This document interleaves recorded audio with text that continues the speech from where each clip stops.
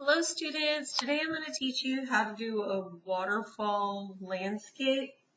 And landscape is a concept that comes from one of the elements and principles called space. And space is just how we arrange things, and there's certain parts of our landscape. First of all, we have our foreground.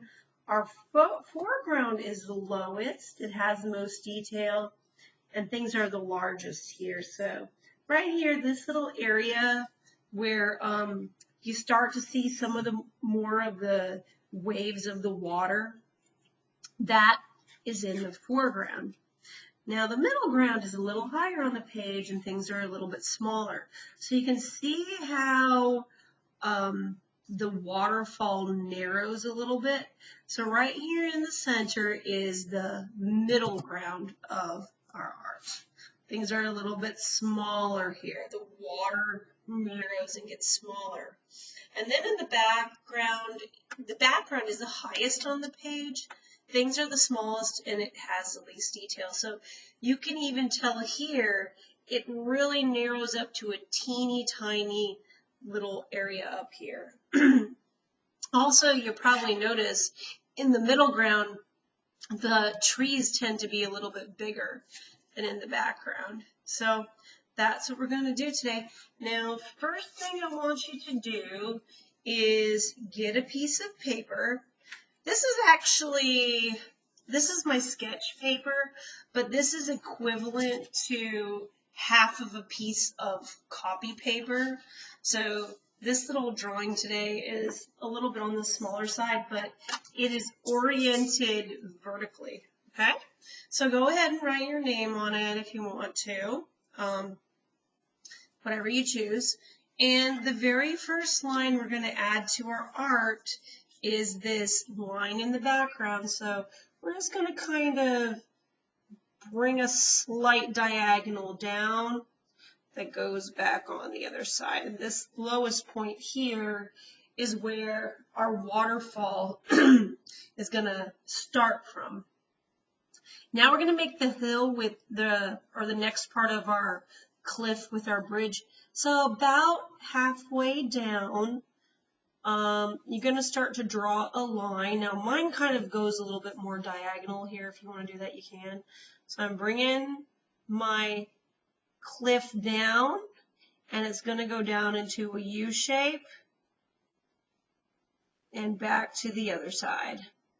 Okay, so that's our beginning. Now what we're going to do first is we're going to add the bridge in. The reason for that is the bridge overlaps the waterfall, so we want to put that in there right away. Now, the first two basic parts of my waterfall I'm going to add, or my bridge, I'm going to add our horizontal line. And this bridge is reinforced from the bottom. So right underneath that, I'm going to add a curved line that goes up and goes over. Now, once you finish with that, you can decide what kind of line you want to hold your bridge together. You could do a zigzag lineup. That might be one thing. You could do some ovals going through like this. This could also add support. So a series of ovals or a zigzag line through. So this is just kind of like the reinforcement of the bridge from the bottom. Now you could leave it like that, or you could make a handrail. And that's something I'm going to do. So I'm going to go through here, doing another horizontal line, and then I'm just going to bring some vertical lines down. And if you're thinking to scale, if the human is here, the relationship between that human and the bridge, we need to think about that. Our humans, if there are humans in this this drawing, are probably about, I don't know, maybe half an inch tall. So we need to kind of start to think about that. when we make our trees too. We want to make them to scale, okay? So let's go ahead and add our water in, okay? So we're starting up here in the middle, very, very tiny, and the first part of our waterfall tapers down into a very thin triangle, and you can kind of make the edge a little wavy if you want to, but up here, the two lines could actually touch. It looks like it's maybe like about a centimeter apart at the top, and I'm just bringing it down here to the bridge, okay? Now, as the water comes down, if you imagine that these are cliffs in the background, it's gonna hit this river bed or whatever it is kind of hard. So the water is coming down, and then what you can do if you want to is add a little bit of a curved line here, kind of rolling around to show that it is kind of kicking up some water, mist or water. If you've ever seen a waterfall, when it hits down, a lot of mists and waves sometimes come up too. Okay, so now the water's coming underneath the bridge, and what I'm going to do here is I'm going to have it come out a little bit wider. It's following that principle of landscape, smallest in the background, largest in the top. So we're coming down here, and once again, we're going to have that mist or splashing coming up. And actually, in a little bit, we can go back in there with some very different values of cool colors, and we'll talk about that in a minute. Okay, so our water is hit down, and now what I'm going to do is I'm going to make it go out diagonally because the river has widened, okay? What I can do now if I want to is I can add some rocks in the water. I can make them large if I want to. They can be boulders or whatever, okay? So now let's go back and talk about our trees. This tree, because it's in the middle ground, has slightly more detail than these trees. So with these trees in the background, I'm just going to do two little vertical lines up about maybe, I don't know, maybe like a ½ inch or so, and a very small curvy line at the top. So we're just kind of capturing a very faint concept of what a tree is. In fact, in a landscape, your background is going to kind of fade together. So if we don't get a ton of detail up here, that's okay, okay? So we can just add a few trees, and your trees don't have to look exactly like mine. Maybe there's a little bush over here. I don't know. Let me get a little bit closer. Actually, I think I'm going to stay up high for now. I'll just bring my art a little closer so you can see I've got some little trees in the background. Now, the trees right here on either side of the bridge are going to be bigger. So let me show you a really great way to make a tree. So I'm going to start by drawing two vertical lines up about 2 inches high on both sides. And they could be slightly different in size if you want them to be. So I've got my two vertical line chunks of my trees going on. Now at the top of them, I'm going to kind of slightly bring two diagonal lines out like this, because these are forming my branches, and we're making this into a very simple tree. So I've got kind of these two little diagonals here, and I'm just going to put in a little V shape right underneath, or right between the tops of those two diagonal pieces. So we've made trees similar to this before a few months ago. So at the top here, I'm just going to go around, and I'm going to make a curvy or a wavy line that goes around. It's probably just If the height of the tree is about 2 inches, this is maybe 1.5 inches or so. You can just kind of eyeball it. It doesn't have to be perfect, okay? So I've got my 2 little trees there. Okay, so we want to show something else in our art. The sides of the canyon or the sides of the cliffs in our drawing, I've chosen them to make them look like rocks. You can do something else though, but look at the difference in size. The rocks down here are really large and the rocks up here are kind of small. So what I'm going to do, and I can just kind of, you're going to kind of make some little kind of wavy or zigzag shapes going down here.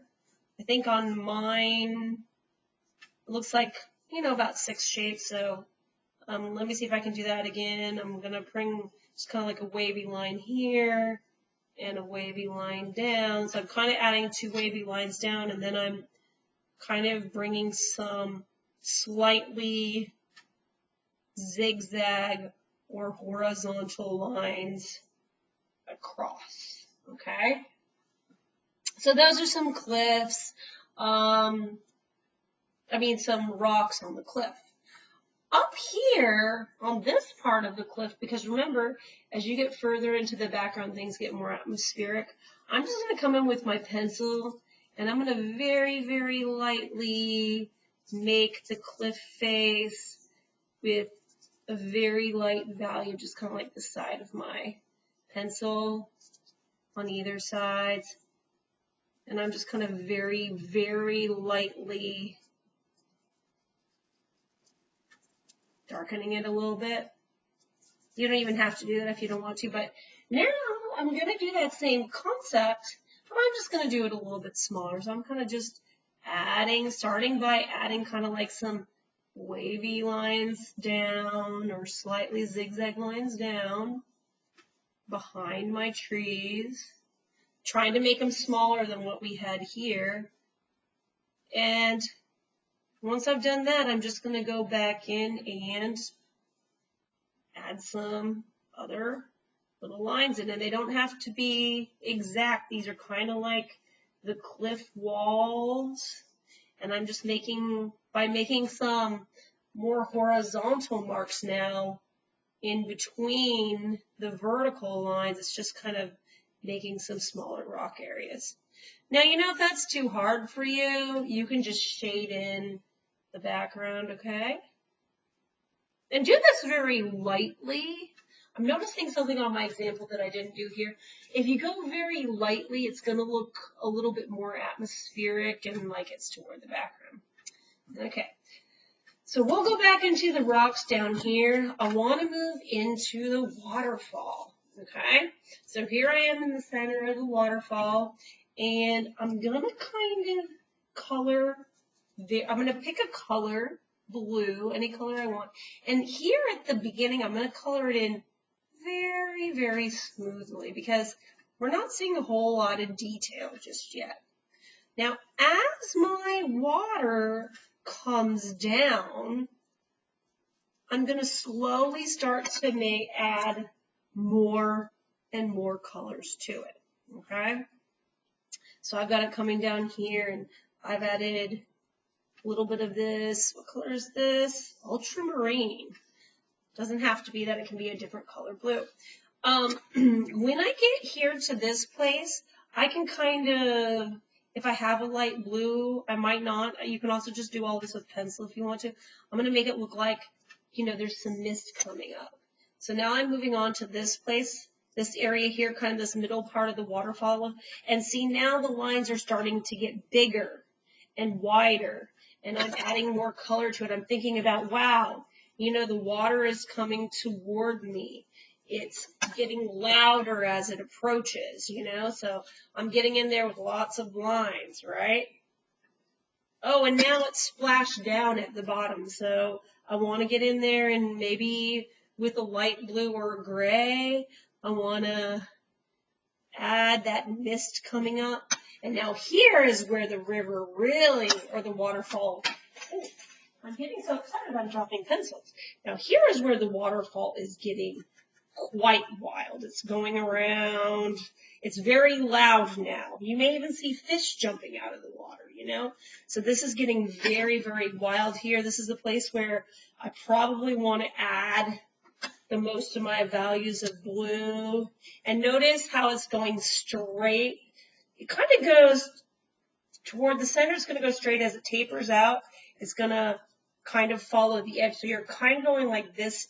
The strokes you're making with it toward the center are down, and then toward the edges, you're going like that, okay? So I'm adding in some more colors and all kinds of good stuff. Okay, so my waterfall is starting to look really cool. Gonna now go in and color in these trees. Now, these trees, I'm gonna do them very, very lightly. They're far away. If you've ever been out in nature and looked at some mountains really, really far away, sometimes they look kind of misty. They are not very much in focus. You can just see a very, very, very faint outline of them sometimes. I'm adding on mine, I'm adding in a little brown, and I'm even letting the brown mix a little bit with the blue because they're very far away and they're not very distinct, okay? So moving on. Oh, wait. One more thing you could do if you like to is up here on the top, right where the grass is just starting to get to the edge of the cliff, you could add a little line of green in if you want to, or yellow, whatever color your grass is. Okay, now I'm down here at the trunks of my tree. I've got brown. Now, if you don't have brown, you could do this with pencil. But toward the center is going to be the lightest green, kind of like when we did the mushroom, remember? Our tree trunk is three-dimensional, so it's a cylinder. So toward our edges, it's going to get a little bit darker. Okay, so I'm just kind of darkening it in a little bit. Like that, toward the edge to make it look more cylindrical. Okay, got my trunks going on. Now, the top of our trees are kind of spherical. So the way I'm going to show form with them and value is toward the right and the bottom. That's where I'm going to color in the most darkly with the green. And I'm kind of, to keep that vibe of a tree going on, I'm kind of moving my pencil, colored pencil or pencil. You know, you can just do this in grayscale if you want to. You can just do this with pencil. You don't have to do it with colored pencil, but toward my edges, I'm making it darker. And then I'm kind of lightening it up toward the left and top sides. Okay, so I'm just kind of getting in there. Just kind of getting in there, making it a little bit lighter. And then right here to the edge, what I can do if I want to keep working with that form is I can just kind of maybe take my pencil and continue to outline it just a little bit. We really want it to be darkest on this side. And I'm just kind of adding a little bit of a contour over here so we get the sense that this tree is a little bit spherical in some ways, okay? So, you can play around with that a little bit. Moving down here to our rocks.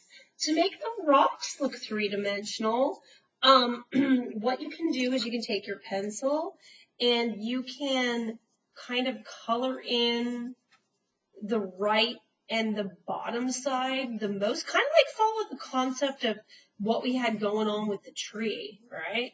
So I'm going to color in the bottom and the right the most, but the top and the left is going to be just a little bit lighter, okay?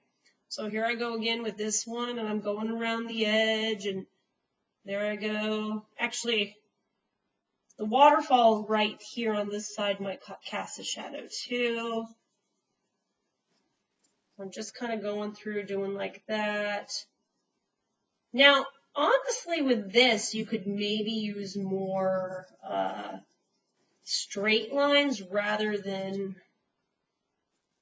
curved lines, but it's really up to you how you're going to do it.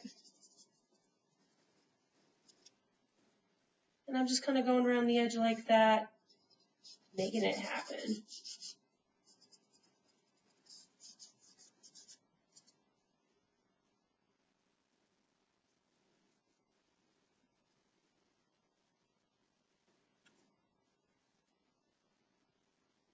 Actually, if you wanted to, you could color around all the edges a little bit, you know.